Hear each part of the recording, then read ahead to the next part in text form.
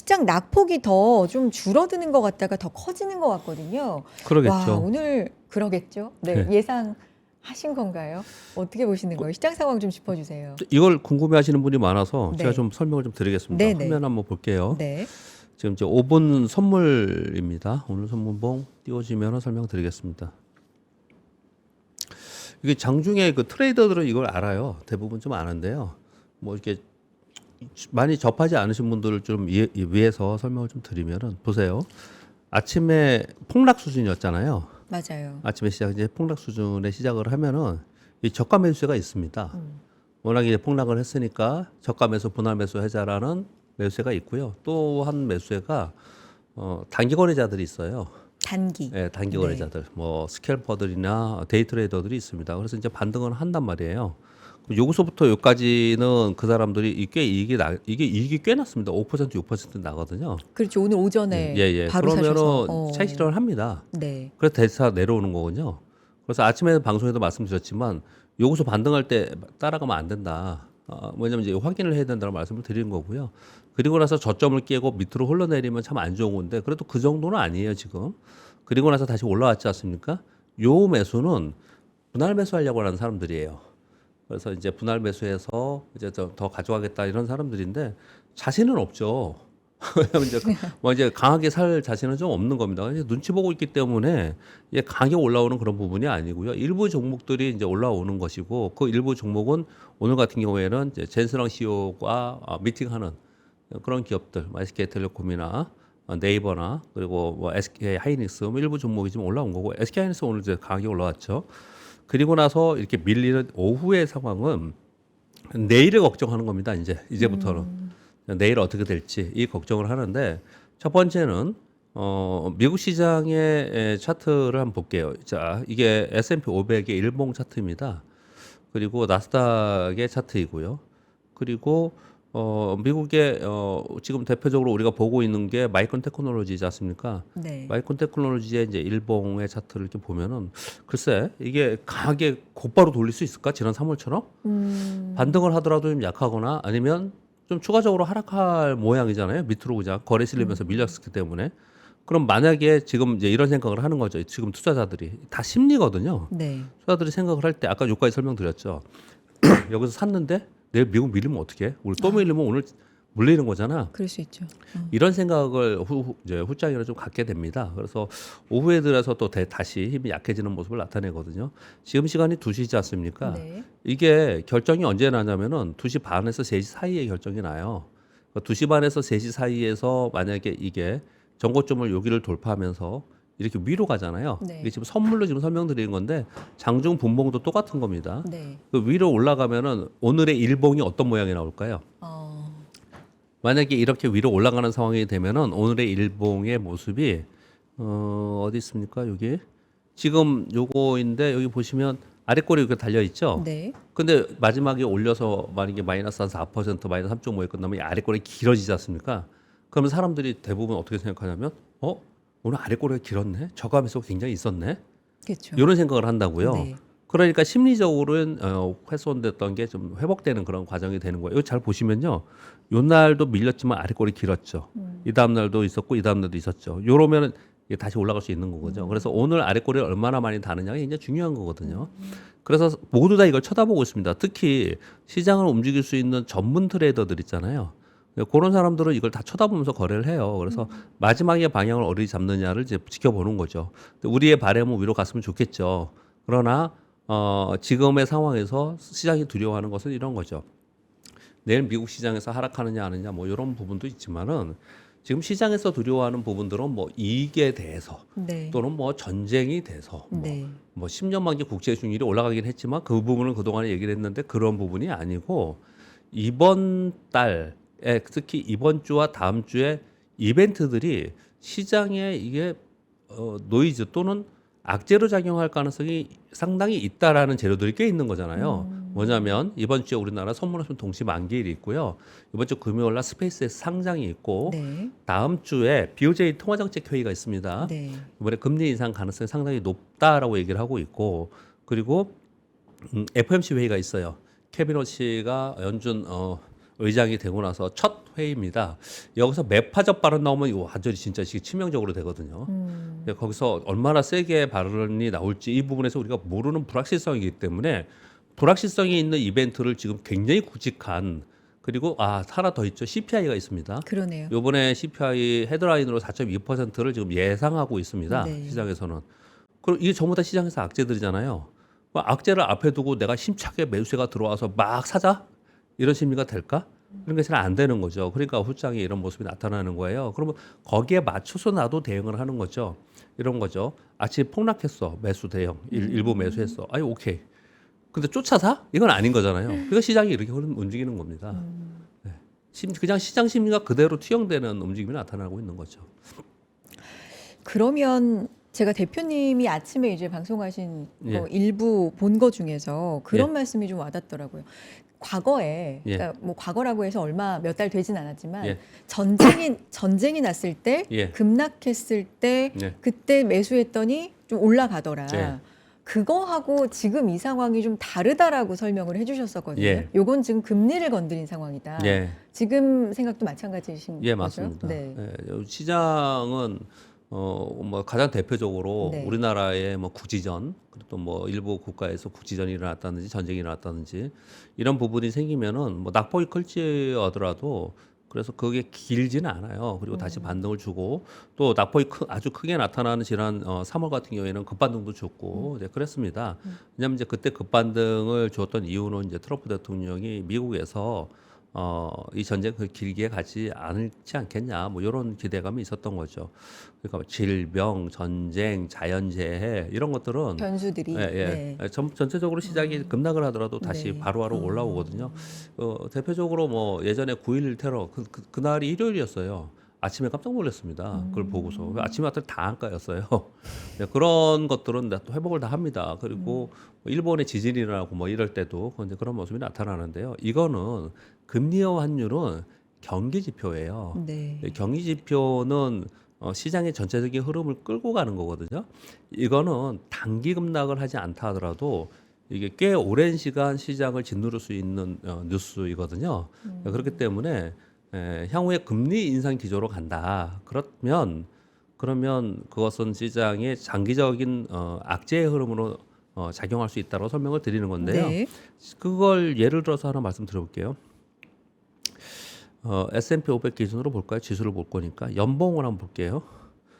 여기 보시면 08년 이전과 이후는 세상이 다르다라는 얘기를 제가 되게 많이 합니다. 네. 08년 이전에는 지금처럼 유동성에 중독되어 있지 않을 때고요.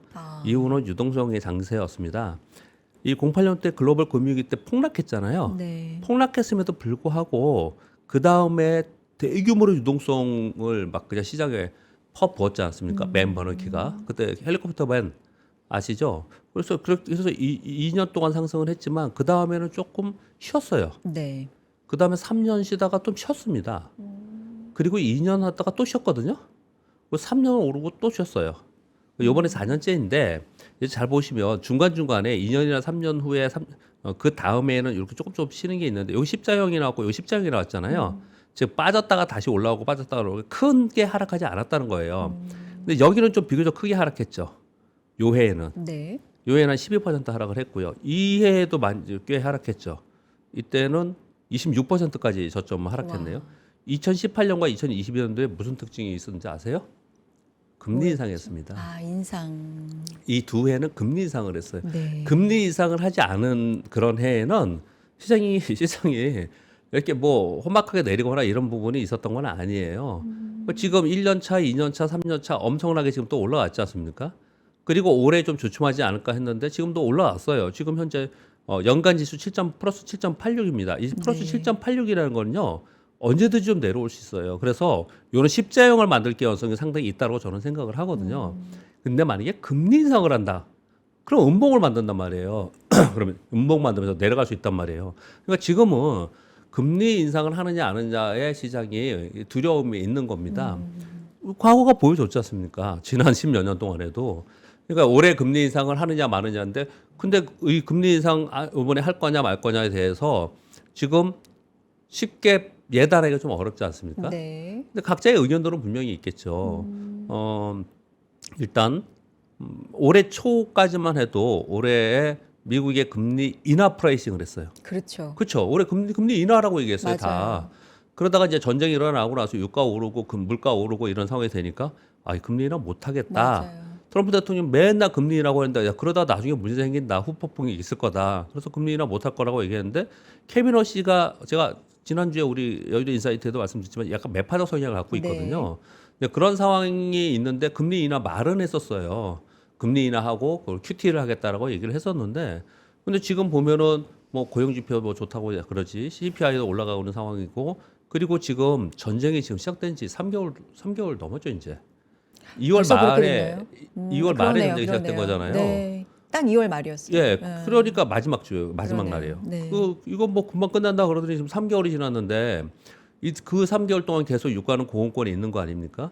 그러면 그게 지금 당장에 높은데 있냐 없냐가 문제가 아니고 3개월 동안 고공권에 있었으면 그게 다 물가에 녹아가서 있을 거라고요. 그러니까 이제 하반기에 소위 치플레이션 플러스 유가 상승으로 인한 인플레이션 가능성에 대해서 훨씬 더 가능성이 높아진 거죠. 네. 그러면 이제 금리 인상하지 않겠냐라는 게 대두되었기 때문에 이런 급락이 나온 거예요. 그래서 금리 인상 지금 보여드렸잖아요. 금리 인상하면 빠진다니까요, 시장이. 뭐 이거 어떤 사람들 아니라고 그러는데 금리 인상할 때 다 빠졌어요. 보면은 아니라고 하는 쪽에 근거도 나름 있을 것 같은데. 그분들은 그 근거는 뭐냐면요. 네. 금리 인상을 왜 하느냐? 경기가 좋아지니까. 경기가 좋아서 물가가 오르니까 금리 인상한다고 얘기하거든요. 그러니까 지금도 주말 사이 나온 게 고용 시장이 좋으니까 경기가 고용이 부담 없이 괜찮네 하니까 이제 금리 인상 하겠구나 하는 그런 근데 이슈긴 저는 그건 하잖아요. 해프닝이라고 생각하고요. 네? 해프닝. 아. 고용 지표는 너무 들쑥날쑥해요. 미국의 고용 지표를 이제 믿을 수가 있어요. 근데 아니에요. 그거는 제가 보기엔 그건 아니고요.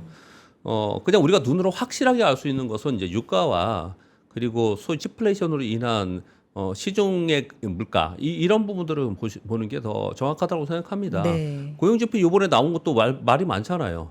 뭐 월드컵 때문에. 네, 월드컵 네. 때문에 뭐 임시 고용이 많아서 뭐 이런 얘기 하잖아요. 그런 네. 일표를 어떻게 믿어요? 그러니까 그것 때문에 뭐 경기가 좋아진다고 볼 수는 없는 거라고 생각이 들고요. 네. 이론적이고 그리고 우리가 학교에서 배울 때는 경기가 좋아지면서 물가가 오르고 그래서 금리 인상하는 거 자연스럽고 그래서 금리 인상할 때 시장이 오른다. 이렇게 네. 얘기를 배웠어요. 근데 지금은 제가 그래서 이거 보여드리잖아요. 2008년 이전하고 이후에 세상은 달라졌다니까요. 그래서 지금은 소위 유동성에 빠져 있는 전체적인 시황이기 때문에 유동성을 줄이면 빠지고 네. 다시 확충 보강하면 뜨고 이런 시장으로 된 지가 이미 뭐 십수년이 넘었지 않습니까 지금. 그러니까 지금의 상황에서는 금리에 대해서 가장 두려움을 갖는 건데 여기까지 말씀드리고 지금 유럽은 상황이 되게 안 좋습니다. 유럽. 네, 유럽은 네. 경기도 안 좋고요. 뭐 정치, 경제, 사회, 문화 전체적으로 다 안 좋아요. 여기는요. 그래서 유럽은 금리 인상할 개연성이 상당히 있고요. 네. 일본은 금리 인상하고 싶어 합니다.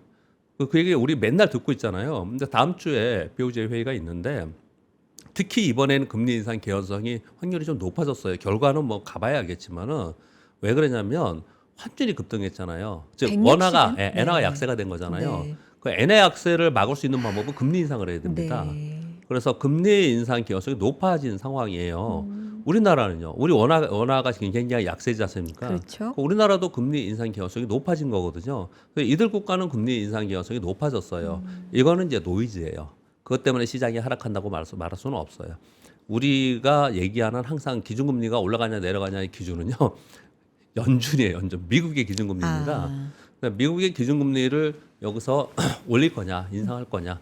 어제 그냥 곧바로 오니까 시장 빠지니까 트럼프 대통령이 바로 썼잖아요. 기준금리 인상할 상황이 아니다. 이런 내용을 얘기를 하잖아요. 그만큼 기준금리 올라가면서 예민하고 트럼프 행정부에서 아마 예의주시하고 그렇게 바로 썼다는 SNS에 썼다는 얘기는 금리 인상하면 큰일 난다. 경고를 하는 거죠. 그러고 있는 상황에서 케빈 워시 의장이 이번에 취임했고 첫 회의를 하고 있는데 여기다 매파적으로 막 강력하게 얘기하면서 금리 인상을 할 가능성이 있다. 이렇게 얘기할까? 그렇게 쉽지 않을 거라는 생각이 들거든요. 네네네.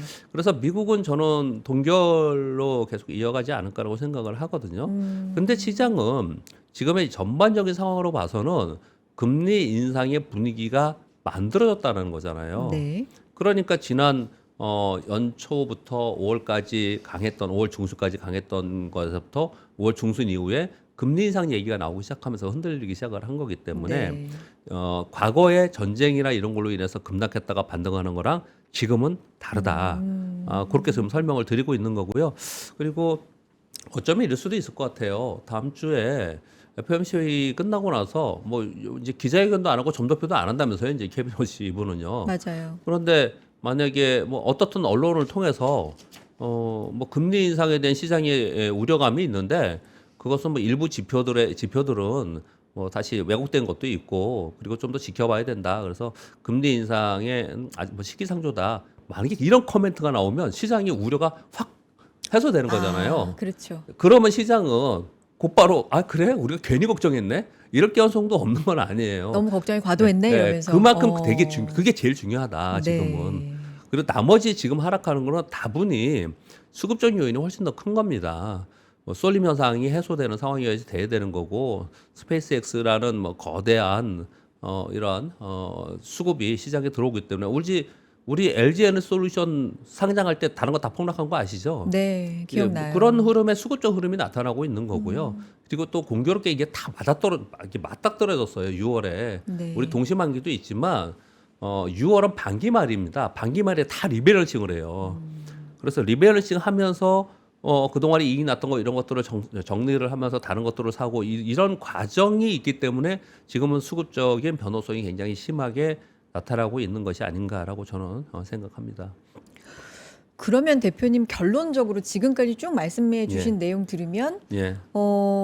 확인할 때까지 적어도 FOMC에서 케빈 워시의 입장이라도 예. 확인할 때까지는 예. 시장에 공격적으로 진입하면 안 되겠다는 좀 뉘앙스로 들리긴 하거든요. 그러니까 보수적으로 진입을 해야죠. 막 폭락해. 그런 걸 좀 뭐 살 수가 있겠죠. 아까 처음에 들어와서 말씀드린 것처럼 폭락을 해 아침에. 그러면은 매수 진입을 해야겠죠. 저도 아침에 시작하자마자 마이너스 10% 마이너스 9% 주문을 넣어놨는데 체결이 곧바로 거래 중지가 돼가지고 체결이 좀 안 됐더라고요. 서킷 걸렸죠. 네, 서킷 걸려가지고 그래서 조금 수정해가지고 아침에 일부 매수를 했어요. 그렇게 해놓고 그리고 나서 일부 매수라고 표현을 드리잖아요. 솔직하게 말씀드릴게요. 저는 만약에 현금이 100이라면 오늘은 40만 샀어요. 나머지 오늘. 20을 나눠서 할 거예요. 아하. 나눠서 그렇게 할 거거든요. 네. 근데 만약에 오늘 하락폭이 아침에 8%가 아니고 마이너스 3%였다. 그러면 안 샀을 거라고요. 네. 그러니까 저가 매수라고 그냥 사는 게 아니고 이건 과도해 그러면은 이거는 내가 저가에 사서 수익을 보고 팔 수 있는 정도의 가격이라면은 분할 매수가 가능하겠지만 어정쩡하게 뭐 하락폭이 있다든지 아니면 올라가고 있는데 거기에 내가 지금 다른 이벤트들인데 따라 산다. 이거는 좀 위험하다. 그러니까 저가 매수를 하더라도 상당히 보수적으로 해야 되는 상황이다라고 설명을 드리는 겁니다. 솔직히 말씀해 주셨어요. 100이 있다면 현금으로 예. 40은 오늘 들어가고 예. 20을 좀 나눠서 예. 들어갈 생각이다. 예. 지금 낙폭이 오전만큼 장 초반만큼은 아니지만 후반 들어서 좀 커지고 있거든요. 예. 네. 지금 이것도 수급적인 상황이 좀 있는 건가요? 수급 체크도 좀 해주셨으면 좋겠어요. 뭐 아까 말씀을 드린 네. 것처럼 이제 그런 수급에 의해서 올라갔다가 다시 한번 보면 이렇게 내려가고 있는 상황인데요. 네. 그 사이에 지금 이 외국인 기관 여기 수급을 보면은 이게 지금 외국인들 1조 2천억 팔고 있잖아요. 네. 최근 들어서 아주 강하게 어디를 팔거나 사거나 이런 게 아니잖아요. 그렇죠. 이 얘기는 뭐냐면 이 아래에서 막 떨어지는데 공격적으로 팔지 않는다는 거예요. 그동안에 외국인들이 하루에 막 7조씩 팔았을 때는 언제예요? 막 오를 때잖아요. 오르는데 거기다가 내가 차익 실현 해주는데 걔네들이 막 사줘. ETF가 막 사줘. 얼마나 지금 행복했겠어요 그동안에. 예? 계속 사주니까 거기다가. 근데 지금 어느 정도 다 팔았는데 빠져. 근데 빠지는데도 내가 팔겠다는 아니잖아요. 그러니까 외국인들이 공격적으로 팔면서 지수를 떨어뜨리겠다라는 매도는 아니에요 지금 네. 이게. 그러니까 심각한 매도가 나오는 부분은 좀 아니라는 거죠. 그리고 또 하나의 약간의 희망이 뭐 희망회로라고 또 어떤 분들은 뭐 욕하시는 분들도 있는데 오늘 보시면 보험이나 투신이나 연기금이나 사모펀드가 조금이지만 순매수로 잡혀 있죠. 네. 얘네 같이 안 던지고 있다는 거예요 지금요. 이 얘는 조금씩 들어와 있다는 거는 이게 조금씩 이 순매수 그러니까 저가 매수를 하는 거예요 일부 네. 종목에. 이런 모양이 좀 나오고 있는 거군요. 그러면 지금 외국인들이나 개인이나 기관들에 의해서 종목이 빠진 게 아니에요. 그럼 거의 대부분 뭐냐? 기계적인 매도일 가능성이 굉장히 높고요. 기계적인 매도라 하면 프로그램 거래가 상당히 있었을 거라고 생각하고요. 네. 현물 거래 볼까요? 뭐 여기 보시면 이 차익 거래에서 4,200억 매도했어요. 비차익에서 750원 순매수했습니다. 여러분 독특하지 않아요? 이거 매일 제 방송 보시거나 여러분들 이걸 맨날 보시는 분은 이해될 거예요. 뭐가 독특합니까? 여태까지는 계속 누가 팔았어요? 비차익 매도가 있었습니다. 외국인들의 비차익 프로그램 매도로 계속 시장이 매도가 거의 대부분이었어요. 근데 오늘은 차익거래에서 매도가 나오잖아요. 이건 이번에 선물 옵션 동시 만기가 있는 부분도 좀 네. 있지만 이거는 시장이 내려가니까 기계적인 매도가 나온 거예요. 네. 기계적인 매도가 상당 부분이 있기 때문에 그러한 거래로 인해서 시장에 힘이 없는 거거든요. 그러면 반대로 매수의 힘이 세면은 딱 받아내면서 올라갈 수 있잖아요. 그렇게 그럴 자신이 없는 거죠, 지금 시장이. 그래서 제가 지금 보기에는 수급적으로 보면은 이 기계적인 매도 또는 이 기계적인 매도가 향후에 반대 매매도 나올 수 있고요. 기관들의 로스코도 나올 수 있어요. 이런 것들을 예상하면서 또는 향후에 그럴 수 있다는 걸 생각하면서 거래가 되고 있기 때문에 이게 강력하게 매수가 들어올 수 없는 상황에 있는 거죠. 네. 그래서 지금의 수급을 질문 주셨으니까 지금의 수급은 누군가 엄청나게 강하게 팔면서 막 내려가는 그게 아니에요. 그런 게 아니고 제가 보기에는 기계적인 매도가 오늘도 그렇지만 뭐 오늘 지금 월요일이지 않습니까? 한 2, 3일간은 기계적인 매도들이 있는데 그 매도를 딱 받으면서 들어오는 매수세가 나와야 되고 그 매수세가 들어올 만한 심리적인 호전이 될 만한 모멘텀이 발생이 돼야 되는데 그 모멘텀이 발생이 되면 시장은 안정화되겠죠. 근데 그게 그렇지 않으면 네. 이 기계적인 매도는 계속 있을 수밖에 없다. 그렇게 생각을 하셔야 될 것 같습니다. 알겠습니다. 환율도 좀 짚어봐야 될 것 같은 시장의 중요한 사항인데 사실 2시 10분쯤경에 속보가 하나 있었어요. 국민연금이 선물환 매도를 개시한다라는 속보가 있었고요. 예. 고환율 때문에 환해지를 가동한다라는 속보가 약 한 13분 전에 있었고 지금 1,540원 선 밑으로 내려갔네요. 거의 한 20원 가까이 빠지면서 1,539원 지금 나타나고 있는 달러원 환율입니다. 환율이 안정이 되면 또 시장에 좀 도움이 될까? 좀 뭐 이런 그렇죠. 부분들. 좀 맞습니다. 지금 네. 이제 금리만 말씀을 드렸는데요. 네. 환율이 올라가면 금리 인상할 수밖에 없는 요인 중에 하나거든요. 그리고 환율이 사실 그것 때문에 우리 수출업체는 이익이에요. 네. 그리고 수입업체는 또는 내수주들은 안 좋고요. 우리나라 경기에도 안 좋고. 그런데 아무튼 우리 지금 주식시장을 논하고 있지 않습니까? 환율이 직접적으로 지금의 뭐 반도체 이익단이나 이런 데 크게 영향을 주지 않는다. 수출에 영향을 주지 않는다 하더라도 환율 자체가 1,560원이라고 하면은 사람들은 뭐라고 표현할까요? 일단 겁이 나잖아요. 그럼요. 지금 이게 심리적으로 네. 위축될 수밖에 네. 없는 겁니다. 그런 대역대까지 올라와 있기 때문에 야 이렇게 고환율 즉 원화 약세가 이렇게 되고 있는데 나중에 이거 내가 모르는 뭐가 있는 거 아니야? 뭐 지금 불안한 요인이 생긴 거 아니야? 이럴 수 있기 때문에 매수의 심리를 위축시킬 수밖에 없는 상황입니다. 그래서 환율이 안정화돼야 되는 게 일단 첫 번째 관건인 거고 환율이 안정화되는 상황 속이 되면은 외국인들 매도도 조금 줄어들 수 있잖아요. 외국인들 매도가 줄면은 다시 환율이 또 강화될 수 있는 거잖아요. 네. 강세로 될 수 있는 거잖아요. 그런 선순환의 구조를 만들어내야 되는데 지금 국민연금으로 인해서 아까 제가 들어올 때보다는 조금 더 한 10원 정도 더 내려왔다고 하는데 맞아요. 네. 근데 이제 환율은 그 방향을 한번 잡으면은 이벤트에 의해서 급등락하는 거 빼놓고 방향성을 잡을 경우에는요, 그 인위적 개입에 의해서 방향을 바꾸기가 쉽지 않아요. 그거를 네. 투자자들이 많이 알아요. 그래서 물론 당국에서는 가만두면 안 되죠. 그럼 넉넉히 보면 안 되기 때문에 거기에 대해서 여러 조치들을 취하는 건 분명히 맞지만 그것으로 인해서 환율이 바뀔 가능성이 있고 그 방향으로 내가 베팅하겠다라는 투자자들은 사실은 거의 없다고 보시면 될 것 같습니다. 근데 환율에 대해서 최근에 이제 이거는 예. 오늘만의 상황이 아니라 예.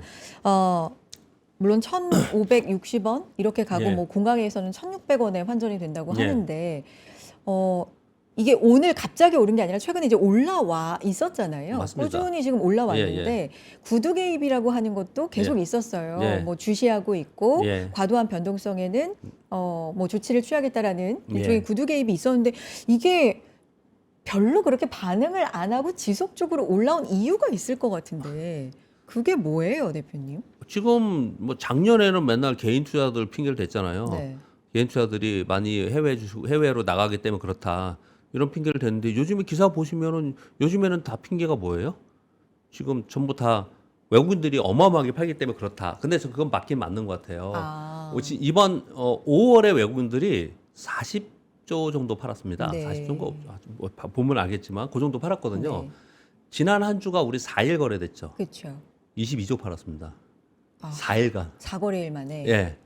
4거래일 만에 22조 팔았거든요. 그러니까 어마어마하게 빠른 속도로 지금 우리 시장에서 팔았다는 얘기는 뭐냐? 원화를 달러로 바꿨다는 거예요. 원화 매도했다는 거잖아요. 그렇기 때문에 환율이 단기 급등할 수밖에 없는 상황에 있는데 근데 시장이 전반적으로 상대 가치의 환율에서 안정적이었으면 그러지는 않았을 거예요. 근데 지금 달러 인덱스가 오르면서 아시아 통화 가치나 유럽의 통화 가치나 전반적으로 다 약한 상황이거든요. 왜 약한데 약한 놈을 더 때리면 더 아프잖아요. 더 어떤 그렇죠. 힘들어지는 거 네, 네. 아닙니까? 지금 딱 그런 꼴인 거예요. 그래서 우리나라의 환율을 이게 우리나라가 자체적으로 방어한다? 그러니까 쉽지 않은 상황이라고 시장이 인식을 하는 거죠. 그러니까 이게 쉽게 방어가 안 되는 상황이라고 저는 생각을 하고요. 근데 이제 아시아 통화 가치나 전반적인 통화, 유럽이나 이런 데들이 통화 가치가 상대적으로 약한 이유는요. 산유국이 아니라서 그래요. 유가가 오르는데 원유 의존도가 높은 국가들의 통화 가치가 약세가 된 거거든요. 이게 첫 번째 기반에 되어 있었고요. 그런 가운데 우리 원화 환율이 더 상대적으로 약화가 된 부분들은 아까 말씀드린 대로 외국인들의 매도가 단기에 집중적으로 있었다는 부분이 거기에 덧붙여 있는 거고요. 그리고 올해 들어서 전반적으로 약한 거는 저것 때문이잖아요. 일본하고 우리하고만 동조화가 미국에 아. 그 관세 그것으로 인해서 투자를. 미국에 투자하기로 한 네. 거지 않습니까? 네. 그 부분이 상당 부분 우리한테 계속해서 안 좋았다는 거거든요. 제가 지금 시간이 걸려서 지금 안 치고 있다가 제가 한번 쳐볼게요. 지금 우리 한국 원화를 차트를 한번 보시면요. 지금 이게 지금 이렇게 급등하는 거잖아요. 네, 네. 근데 전체적인 흐름을 보면은 뭘 걱정을 많이 하는 거냐면 이게 지금 이제 월봉인데요. 이런 흐름을 보면 과거에는 위기가 생기면 급등했다가 보로 폭락했어요. 외환위기 때도 급등했다 폭락했어요. 이거 글로벌 금융위기 때예요. 이렇게 중간중간에 여기는 또 뭐냐면 러시아 전쟁 때예요. 우크라이나 러시아 전쟁 때. 이런 일들이 있었거든요. 그래서 어떤 이벤트가 생겨서 급등하다가 다시 내려오는 거 이런 거 걱정 안 해요. 네. 근데 지금 보시면 그런 게 아니고 이렇게 올라가고 있는데 추세적으로 이게 급락을 할까? 다시 내려올까? 이게 지금 쉽지 않은 거거든요. 네. 그래서 원화 약세를 이제 받아들이고 살아야 되는구나. 원화 약세를 받아들여야 된다는 건 뭐나 똑같은 거냐면요. 요거 분석하고 앞으로 어떻게 살아야 될지를 고민이 되신다면 일본하고 똑같은 겁니다. 일본이 네. 일본이 저성장 국면에 가면서 상당 부분 계속해서 저금리에 있으면서 그러면서 엔화 약세가 계속 된 거잖아요. 그러면서 잃어버린 10년, 20년 얘기를 좀 했던 거예요. 그래서 엔화가 굉장히 약세였거든요. 이런 부분들을 분명히 또 이제 뭐 소위 이제 학교에서는 이제 학자분들은 이제 연구를 하면서 얘기를 하겠죠. 이게 상대적으로 계속 약화된 상황이 되면요. 일부 수출 기업들에 의해서 수출 기업들의 이익도 굉장히 좋아지고 그리고 우리 지수도 시장은 괜찮고 또 수출도 괜찮고 그렇지만 우리의 체감은 굉장히 안 좋을 수 있는 거죠. 당장에 해외여행 가시는 분들 엄청난 차이가 날 거 아니에요. 그러니까 살기가 힘들어지는 겁니다. 네. 원화 약세가 되는 건 좋은 네. 게 아니에요, 이게요. 그러니까 그런 것들을 심리적으로 상당 부분 반영을 한다는 건데, 근데 그건 뭐 제가 거기까지 논할 이유는 없을 거고 여기까지 쭉 얘기 드리는 네. 이유는 환율만 보더라도 지금은 무조건 수출주 사야 되는 거예요. 우리 투자를. 왜냐면 이렇게 옛날에는 워낙 약세가 되면 가격 경쟁력이 좋아진다 이랬는데 우리 수출주는 지금 가격 경쟁력 때문에 수출이 좋아지는 그런 산업군은 이제 없어요. 옛날에 일본하고 경쟁을 했고 그 다음에 중국하고 경쟁을 했는데 지금은 그런 산업이 거의 없고요. 근데 지금은 이제 우리 조선 그리고 뭐 전력기기 그리고 이제 가장 대표로 반도체 이런 거잖아요. 네. 이런 것들은 가격 경쟁력이 아닙니다. 그냥 잘 팔리는 거예요. 그러니까 이들은 어떻게 했습니까? 달러로 돈을 받아오는데 그러면 우리 재무제표는 어떻게 했어요? 엄청난 얘기가 나겠죠. 그리고 원화가 그들만 약세니까. 좋아지는 네, 거예요. 네. 그러니까 우리도 좋아지는 쪽에 투자를 하는 거니까 우리도 그쪽에만 볼 수밖에 없는 거고 네. 상대적으로 내수주나 이쪽 내수 기업들이나 아니면 우리 내부의 수입업자들이나 이런 쪽은 상대적으로 좋지 않은 것이기 때문에 차별화가 훨씬 나타날 수밖에 없고요. 그래서 여러분 뉴스에 보시면 현 정부에서도 이 차별화 때문에 무지 걱정을 지금 많이 하고 있는 거지 않습니까? 그게 지금 환율에 그대로 나타난다고 보시면 됩니다. 달러 원뿐만 아니라 달러 엔도 네, 네. 올라가서 약세를 보이는 게 엔화와 원화가 최근에 동조화된다라는 얘기가 요즘에 이제 많으니까 동조화 네, 됐어요. 이제 네. 유가 영향이다. 뭐 이런 말씀 지금 해주셨고 다음 주에 네. 어떻게 될 것 같습니까? 그래서 어떤 게요? 다음 제시가? 주에 만약에 BOJ에서 금리 인상하면 BOJ가 BOJ에서 금리 인상하면은 네, 엔화는 곧바로 지금 160점 몇 엔쯤 되잖아요. 그렇죠. 그러면 좀 떨어질 수 있거든요. 네, 그럼 엔화 강세가 될 수 있다라는 얘기예요. 거기서 동조를 해야 되는데 그러니까 금리 인상 할지 안 할지 모르겠지만 시나리오 생각할 때 그랬을 때 엔화가 강세로 터닝을 하는데 우리만 못 한다? 이제 그런 고민을 지금 하셔야 됩니다. 이 외환 당국이나 이런 분들은 지금 그 고민을 좀 하고 계셔야 돼요. 근데 이거는 뭐 저희가 뭘 어떻게 하는 문제는 아니고 우리는 그 시나리오별대로 나는 어떤 투자를 하고 어떤 대응을 하느냐 이런 지금 상황에 있는 거죠. BOJ 일본은행이 금리를 인상한다? 그럼 자연스럽게 네. 엔캐리 트레이드 청산에 대한 그러니까. 그 기업, 맞아요. 네, 맞아요. 2년 전 맞아요. 8월이었던 것 같은데요. 네, 네, 맞습니다. 그게 나오니까 네. 이번에는 뭐 예. 그런 것도 불확실성으로 좀 안고 가야 되나요? 그거는 이제 어느 정도 답이 나와 있잖아요. 그건 네. 뭐냐면은 미리 예고를 막 한 상태에서 올라간 거에 대해서 시장이 그렇게까지는 충격을 안 주는 것 같은데 예고 없이 좀 어떤 트리거에 의해서 그냥 딱 올렸을 때 이럴 네. 때는 좀 걱정을 하는 것 같아요. 지금은 그러니까 어때요? 시장이 생각하지 않았을 때. 아, 지금은 예, 근데 지금은 좀 생각을 하고 있는 것 같아요. 우리가 지금 이렇게 얘기하듯이. 예. 그거는 생각하고 있어서 그 정도까지 이번에 걱정을 하지 않는데 문제는 또 있어요. 그러니까 일본의 엔화는요, 금리 인상을 해도 걱정이고 안 해도 걱정이에요. 지금 일본은 지금 그런 상황인데 왜냐하면 지금 좋은 질문을 주셨는데요.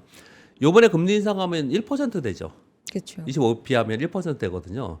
만약에 요번에 인상하고 올해 한두 차례 더 한다라는 표현이 만약에 나와버리면 이러면 진짜 그러면 이제 곤란해집니다 시장에. 아, 이번에 인상하고 예, 한두 차례 예. 더 하겠다. 왜냐하면 여태까지는 올렸어요. 네. 보시면 엔캐리 트레이드의 엔캐리 자금의 회수로 인해서 시장이 급락한 건 언제 그랬냐면 제로 금리에서 제로 금리에 벗어날 때예요.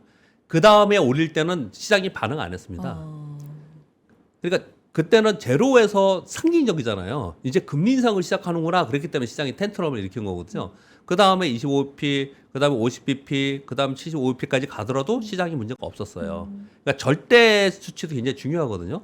근데 만약에 올려서 1%가 됐어요. 근데 한 두 차례 더 올린다. 그래서 1.5% 된다.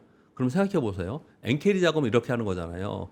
1.5%에 1%에 가지고 빌릴 때에 금리도 있을 거 아니에요. 그걸 가지고 환율로 바꾸는 또 이 비용이 들 거 아니에요.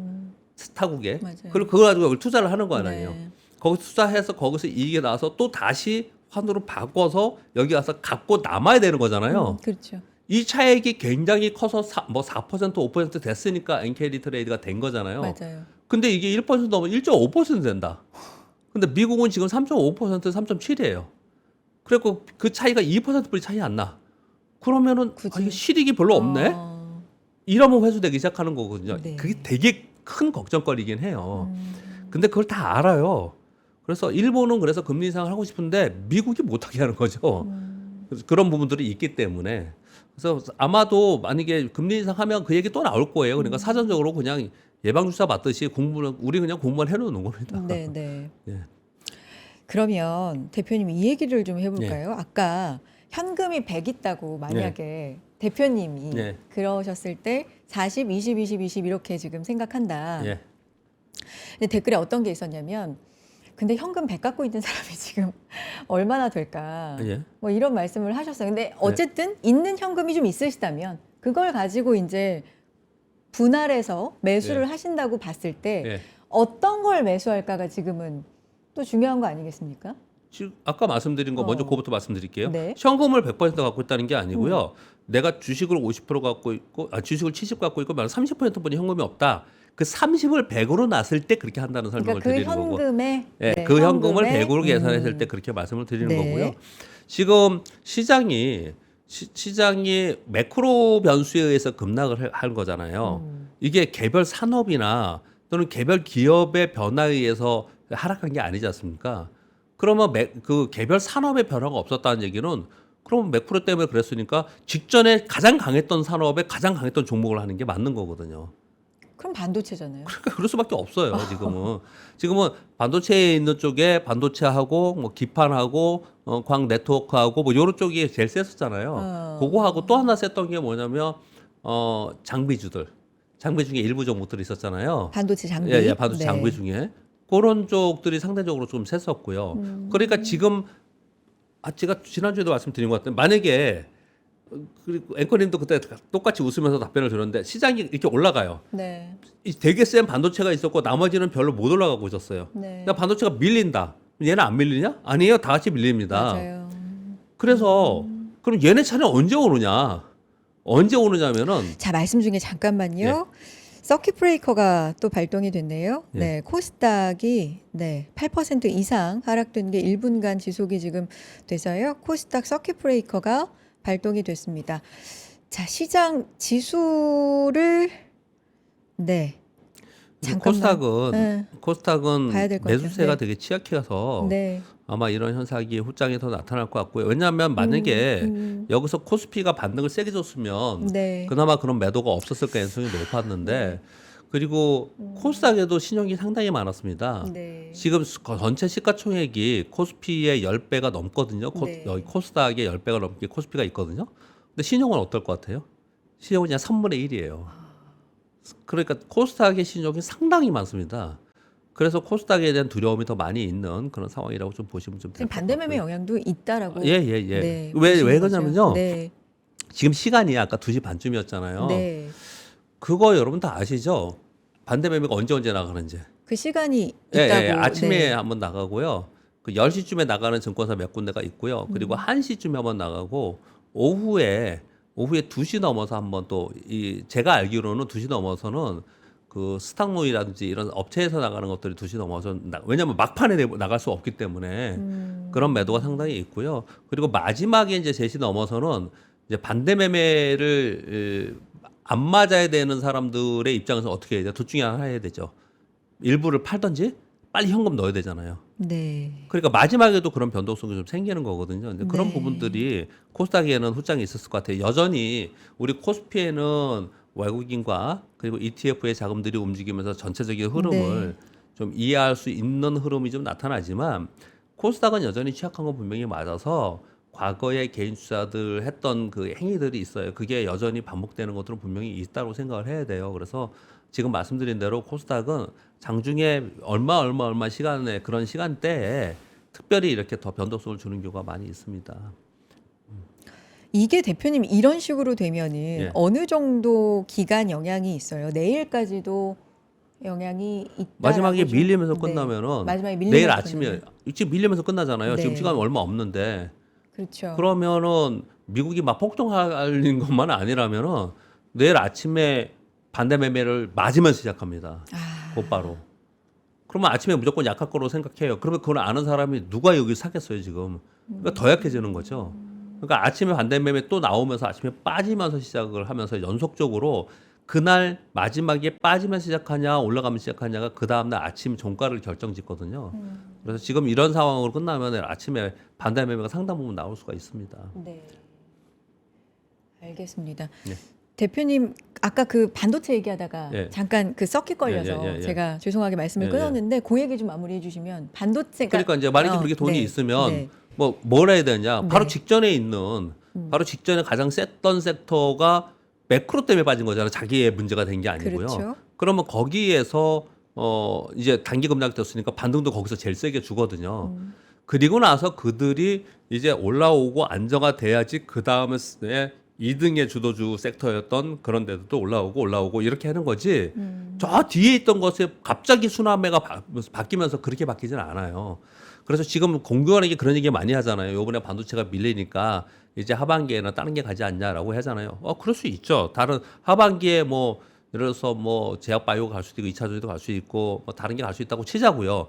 그렇다 하더라도 지금 하락하고 나서 반등할 때 얘네는 버리고 얘가 하네. 이렇게 바뀌질 않아요.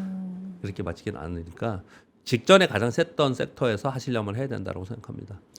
그러면 지금 거의 이제 마지막 질문으로 예. 갈 것 같은데 그러면 내일까지는 요런 하락에 오늘 만약에 밀리면서 끝난다면 예, 예. 좀 하락을 염두에 두면서 대응을 해봐야 되고 그럼 이렇게 된다면 대표님 그러면 반등의 어떤 실마리랄까요? 예. 계기가 만약에 있다면 그거는 단기적으로 좀 뭐가 될 수 있을까요 이번 주? 좀 인위적으로 뭐 환율을 뭐 하겠다는 이럴 것 같고 될 것 같지는 않고요. 네. 가장 중요한 거는 다음 주에 FOMC 회의에서 이번 캐비너시가 일단 금리 인상에 대한 시장의 우려를 좀 잠재워주는 코멘트가 나오면 될 것이 아닌가라고 생각을 하고요. 만약에 캐비너시가 안 해준다 하면 베스턴 장관이 또 다시 나와야 돼요.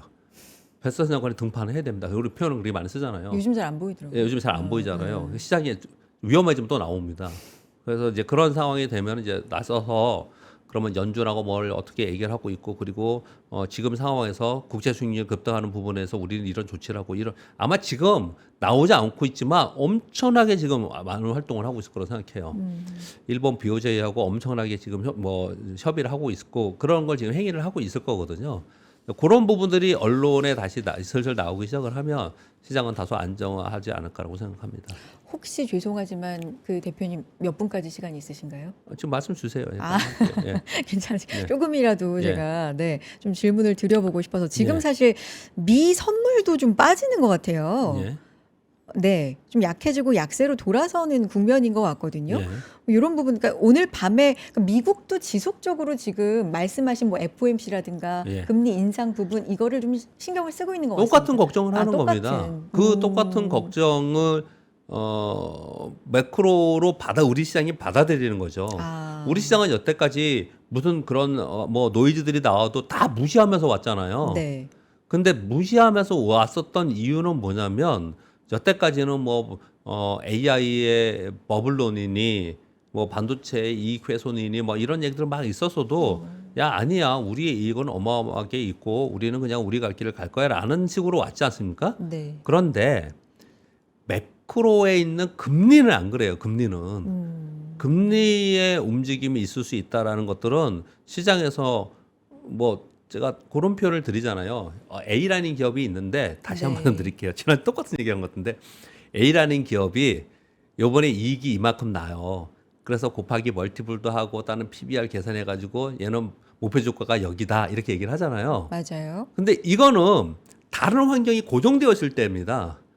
다른 환경, 매크로 환경이 고정되어 있을 때인 거고 매크로 환경이 지난번에 제가 지수 얘기하면서 그 얘기 들었잖아요.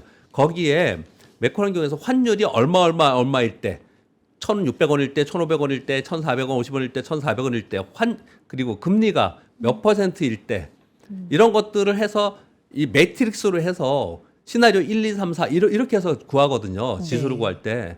근데 우리가 이 개인의 이 개별 기업의 목표주를 할 때 다른 것들이 고정된 상황에서 얘기를 하는 건데 여태까지는 다른 것들이 얘를 바꿀 만한 심리적 훼손이 있을 만한 것들이 크지 않았는데 금리는 안 그렇다라는 거예요. 네. 금리와 환율은 그렇기 때문에 지금의 상황에서는 그래 이익 나는 건 알겠어. 그래서 거기를 투자하려도 거기 해야 되는 거 맞아. 아. 그것까지는 알겠는데 네. 근데 저기서 저렇게 흔들리면 그러면 얘가 지금 하고 있는 건 나머지들이 상수여야 되는데 이게 변수가 돼버리기 때문에 그렇기 때문에 얘가 변화가 생기고 있는 것이다라고 설명을 드리는 겁니다. 그러면은 뭐 코스피 PER이 오늘 이렇게 빠져서 또 뭐 7, 8배 만약에 이렇게 너무 싼 거 아니야? 뭐 이런 거. 뭐 6월 말 7월 초에 삼전 실적 발표 굉장히 좋게 지금 예상 나오고 있는데 이런 것도 어쨌든 다 씨앗이라고 본다면 그 토양이 되는 금리 자체가 지금 흔들리다 보니까 이게 지금 작동을 안 하는 거다. 뭐 금리 이렇게 인상하면 보면, 할인율이지 않습니까? 그렇죠. 그럼 멀티플을 낮게 줘야 돼요. 그럼 낮아지는 겁니다. 더. 알겠습니다. 대표님, 보내드리면서 지금 사실 채팅창에서 살려주세요. 뭐 병창이 형 막 이렇게 부르는 분들도 많으시고요. 코스피도 지금 낙폭을 더 키워갑니다. 7.6% 넘게 지금 빠지고 있고요. 뭐 코스닥은 서킷 지금 걸린 상태고 마지막 좀 저는 그냥 말씀 좀 주세요. 네. 뭐라고 표현할까요? 이 시장하고 우리하고 우리의 삶과 우리의 뭐하고 이게 동조하지 말고요. 단지 그냥 재테크를 여기서 그냥 하는 거잖아요. 그 재테크 하는 속에서 물론 속상하고 내 돈이 막 없어지는 게 속상하잖아요. 그럼요. 근데 이게 지금 좀 없었다가 다시 살이 붙을 거야 하는 쪽이라면 그냥 좀 잊어버리고 있으시고요. 장이 제가 보기에 그냥 대세상투 친 것 같지는 않다고 저는 드리고 있거든요. 대세상투는 아닌 것 예, 같다. 네, 예, 예. 그냥 그렇게 하시고요. 그리고 막 이것 때문에 속상해서 막 진짜 나 일도 안 되고 잠도 못 자고 막 그럴 것 같다. 그러면 어떻게 좀 하시면 되냐면요. 이게 지금 비중이 최소한 현금이 30% 이상 있는 분들한테는 제가 보기엔 아주 큰 걱정은 아닐 수도 있어요. 왜냐면 떨어진 데에다가 나중에 잘만 사면 그러면 곧바로 단가가 낮춰지기 때문에 이익을 내고 나올 수가 있어요. 근데 이제 현금이 거의 없으신 분들이 걱정인 거잖아요. 또는 최근에 들어오신 분들이요. 그러면은 방법론 중에 하나는 야 여기서 내가 팔아서 올라가면 어떡하지? 급락하는데. 맞아요. 그래서 아침에 저도 팔지 말라고 말씀을 드렸어요. 근데 난 도저히 이것 때문에 안 되겠다. 이 심리에 쫓겨서 매매가 안 될 수도 있거든요. 그러면 예전에 옛날에 제 고객분이 한번 그러신 적이 있었는데 전체가 한 30% 40% 온라인으로 거래하신 분들인데 연세 많으신 분인데요. 어느 날 갑자기 술을 엄청 들고 오셨어요, 점심에. 아이고. 그래갖고 제가 예전 대우증권 할 때 옛날에 젊었을 때 오셔가지고 가서 앉아가지고 그 객장 옆에 앉아가지고 그날 술 드시고 오셨고 주식을 다 팔아버리더라고요. 그리고 나서 새롭게 출발을 네. 그분이 이렇게 하시더라고요. 근데 이게 이 컨트롤이 안 되시는 분들은 그렇게 네. 하는 분들이 있거든요. 근데 제가 너무 과한 표현을 좀 드렸는데 네. 너무 힘들다라고 하시는 분들은 일단 주도적으로 있어서 나는 이거를 들고 갈 거야. 네. 다음번 상승까지 나 무조건 들고 갈 거야 하는 종목을 빼고 나머지들은 현금을 하셔도 다시 살 수 있어요. 알겠습니다. 박병장 대표님 사실 가셔야 되는데 제가 좀 잡았습니다, 여러분. 대표님 감사드리고 네. 이제 얼른 가보시고 오늘 진짜 도움이 되는 말씀 감사드립니다. 박병장 대표님의 의견과 함께했습니다. 고맙습니다. 감사합니다.